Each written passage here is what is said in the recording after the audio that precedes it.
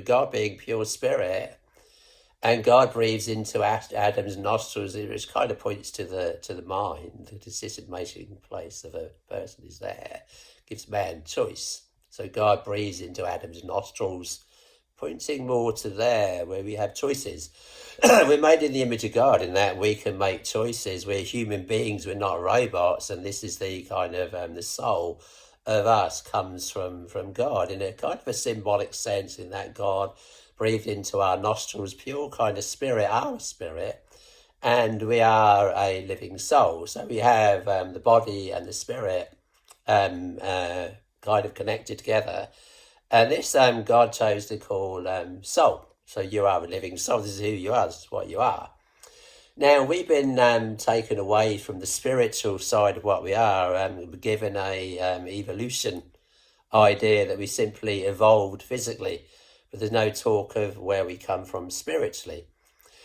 But spiritually looking at this, you were in the mind of God, actually, before you were created here. God first, let's say, of course, it's not just dreams you are, thought you are. When you decide to do something, create something, you first dream it up, sort of thing. It's not just dreaming it up. It goes a lot deeper than that. And here we are. God decides to create a person. It's not just kind of a pipe dream, let's say. It's more of kind of something deeper going on, in that you're created and placed into a body. And here you are at the time of conception. Even you wonder when the spirit enters the body, so to speak, is at the time of conception. But God, it actually says that God is actually, his hand is in the womb at the time when you were created, and you were just simply a substance. God was right there, creating you there and then. So there's something spiritual going on even in the womb. Now, this is all very interesting, because what we're doing here is trying to understand the spiritual side of life. And you think, well, look, you've got a body here. And of course, we all hear of when you die, your spirit leaves your body. And you go out there into the spiritual dimension, and there are accounts of not only angels that are what we understand to be angels and that they're not human, but also human beings that have become ministers and flames of fire. Angels in that they're messengers, and also in this sense they are flames of fire. So often when a person hears a voice, or what they call here a voice, it's often a presence has come to them in this flame of fire. This flame of fire is coming from the very Spirit of God, and therefore you sense the Spirit of God, the spiritual sense of something, symbolically looking at this, like a fire. So God being like a fire, and people stand in God's fire, God's Spirit, in other words, and being a messenger of God, you're getting a message from the fiery spirit of the presence of God. And with that message comes the very spirit and presence of God. So with a ministering spirit, or he may give his angels spirits and flames of fire, people often sense this fiery presence, in that it's coming from pure passion, really.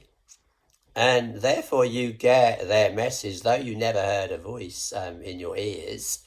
And often I think most people don't even see the person who's speaking to them, whether it's angel or, let's say, departed saint. People have a problem with departed saints speaking to them, because they think, oh, the Bible says you shouldn't consult with the dead. Well, you shouldn't, and there are accounts of, in the Old Testament, you'll find every person who's read about these sort of things know of the story of King Saul wanting to communicate with Samuel. Now, of course, King Saul's motive was wrong. He was trying to communicate with the dead. He shouldn't do this. But even so, God intervened and allowed the dead, not that he was actually dead, he's alive in that other realm, though he hasn't got his body, he's left his body behind. There is an account of Samuel the prophet being allowed to intervene and speak to King Saul in the Old Testament. Now, King Saul was looking for a way out of his dilemma, and his dilemma was he was in rebellion against God. Now, in consulting with the dead, he didn't quite get the answer he was looking for because Samuel, of course, told the truth. Now, people who look into the spiritual might actually, let's not say get their fingers burned, but God willing, you'll get the answer you're looking for, and it would be a solution to your problems. In that you're suddenly aware of the reality that there is a spiritual side of life, and you can't deny it when someone's come to you from the other realm. Maybe they even visit you in a dream. Now, I'm not saying they're all human in visitations. Clearly, that one was, because everyone would agree. You have these people agree on all kinds of things, that it was Samuel. It's one that a lot of people agree on. It was indeed Samuel coming from that spiritual dimension to this dimension, but not always giving the person, calling upon them the answer. You shouldn't have been doing this because it was obviously consulting with the dead. And what it's saying is you shouldn't actually seek to talk to the dead, but that doesn't stop God sending the dead to you. There are accounts where God has sent what we call the dead. They're not actually dead, they're alive in the spirit world. God is not the God of the dead, he's the God of the living. Jesus in the New Testament said, God is not the God of the dead, he's the God of the living. And he's talking about Abraham, Isaac, and Jacob. And he's talking how this flame of fire was manifest in the burning bush. And there you have an angel of God's presence, which some actually say it was actually Jesus. Now, Jesus, being a messenger in the Old Testament, was very much active. And often an angel of the Lord is often classified as being Jesus in the Old Testament before he was made flesh.